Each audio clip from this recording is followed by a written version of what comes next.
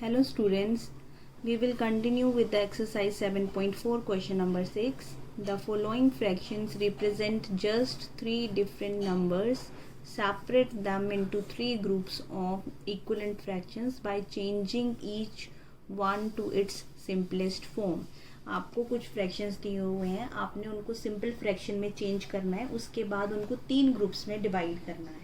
ठीक है, सबसे पहले तो हम उनको रिड्यूस करेंगे. फर्स्ट इज 2/12, दैट इज 2 1 जा 2, 2 2 6 जा 12. This is your first fraction.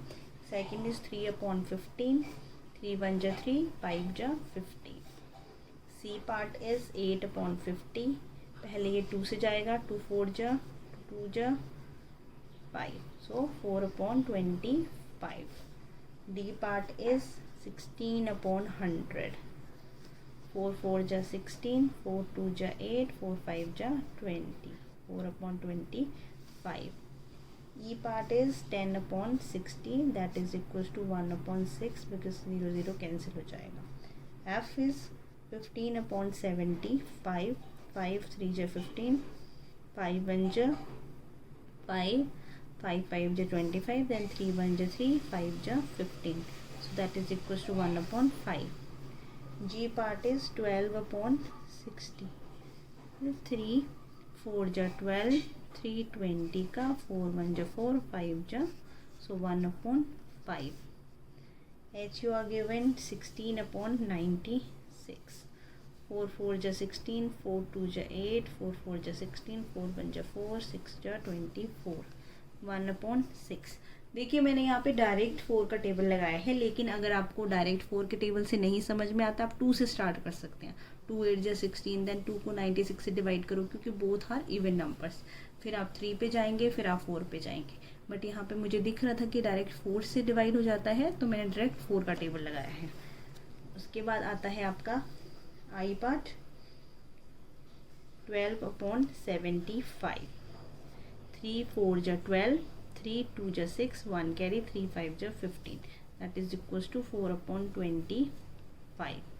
Then आता है आपका J पार्ट. J is 12/72. 2 6 का 12, 2 3 जा 6, 2 6 का 12, 6 1 जा 6 6 जा 1/6. K पार्ट है आपका 3/18, 3 1 जा 3, 6 जा 18, 1/6. एंड L पार्ट है आपका 4/25. वो एज इट इज़ रहेगा क्योंकि वो रिड्यूस नहीं हो सकता. अब हम जो इक्वलेंट फ्रैक्शंस है उनका ग्रुप बनाएंगे. सबसे पहले आप देखेंगे ए है 1/6. देखिए ए के ग्रुप में कौन कौन से आते हैं. 1/6 कौन सा है आपका. Next H is also 1/6. यहाँ पे एच आएगा. फिर इधर जाएंगे, जे है 1/6, के है 1/6, जे आया, के आया. फिर दोबारा एक बार क्रॉस चेक करेंगे तो हमारा ए था.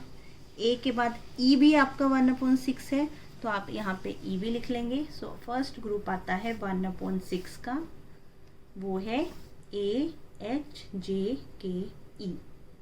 Now go to B part. B part है 1/5, सो सेकेंड ग्रुप में लिखेंगे बी.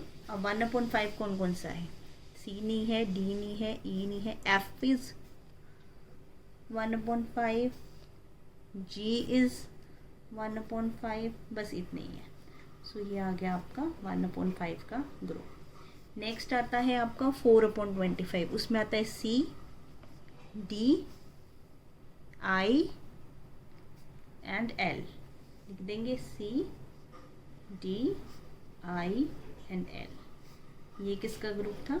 4/25 का. सो आपके 3 ग्रुप्स बन जाते हैं. 1/6 का, 1/5 का, 4/25 का.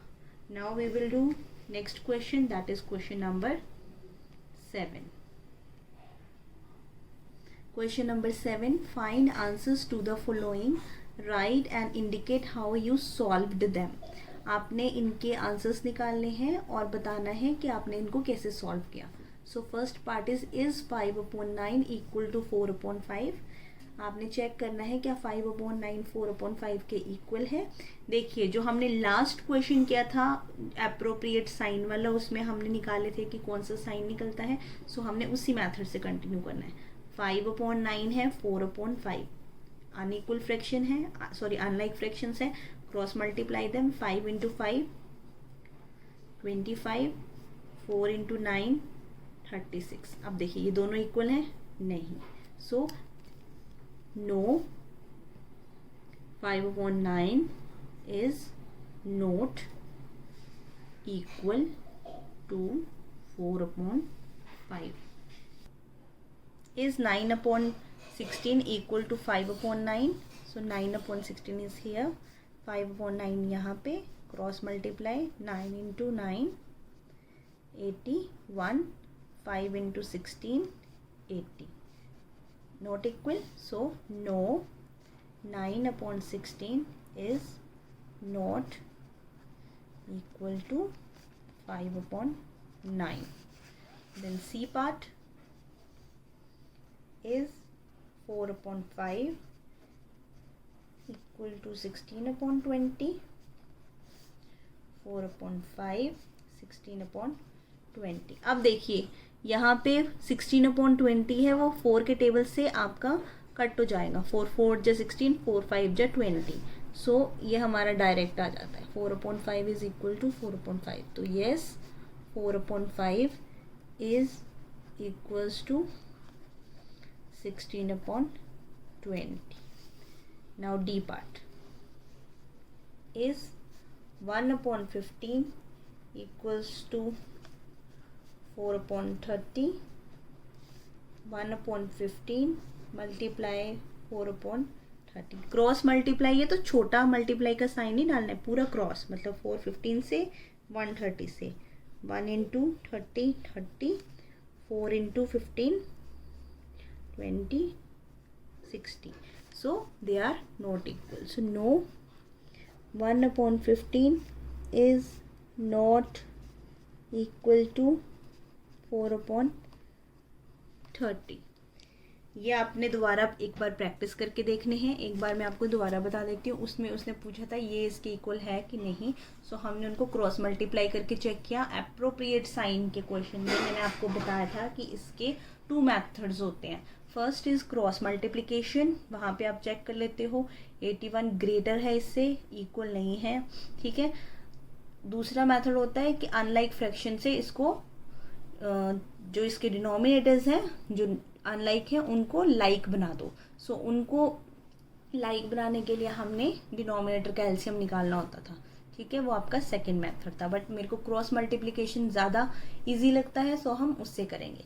सेकंड पार्ट में 4/5 16/20 है, सो आपने ऑब्जर्व भी करना है। 16/20 जो वो 4 के टेबल में आता है, तो ये डायरेक्ट कटिंग से ही आपका इक्वल हो गया था, ठीक है। आज के लिए बस इतना ही। Thank you for today class.